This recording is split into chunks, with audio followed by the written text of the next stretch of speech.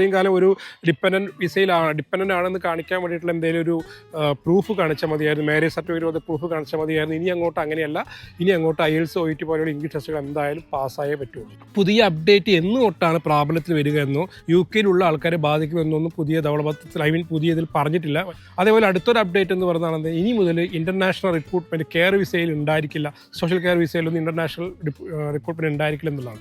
അത് ഘട്ടം ഘട്ടമായിട്ട് അത് care visa, senior care visa, അതേപോലെ ഹെൽത്ത് സപ്പോർട്ട് വർക്കർ വിസ എന്നൊക്കെ 12.82 പെൻസ് സാലറി ഇല്ലെങ്കിൽ നമ്മൾ പുറത്തുനിന്ന് ആൾക്കാരെ എടുക്കാൻ സാധിക്കാത്ത ഒരു സിറ്റുവേഷനാണ് ഗവൺമെൻറ് ആദ്യം കൊണ്ടുവന്നത്. ഇപ്പോൾ അത് പൂർണ്ണമായിട്ട് ഇൻ്റർനാഷണൽ റിക്രൂട്ട്മെൻറ്റ് നിർത്തലാക്കിയിരിക്കുകയാണ് കെയർ വിസയിലും. അപ്പോൾ ഇനി വീണ്ടും ഞാൻ എടുത്തു പറയുകയാണ്, ഒരുപാട് പേര് തട്ടിപ്പിൽ അകപ്പെടാൻ സാധ്യതയുണ്ട്. ഒരുപാട് പേര് ക്യാഷ് കൊടുത്ത് കാത്തിരിക്കുന്നവരൊക്കെ ഉണ്ടാവും. അവരെല്ലാം ക്യാഷ് തിരിച്ചു ചോദിക്കുക. ഇൻ്റർനാഷണൽ റിക്രൂട്ട്മെൻറ്റ് കെയർ വിസയിലും നിർത്തലാക്കിയിരിക്കുകയാണ്. അത് ഇമ്പോർട്ടൻ്റ് ആയിട്ട് മനസ്സിലാക്കുക.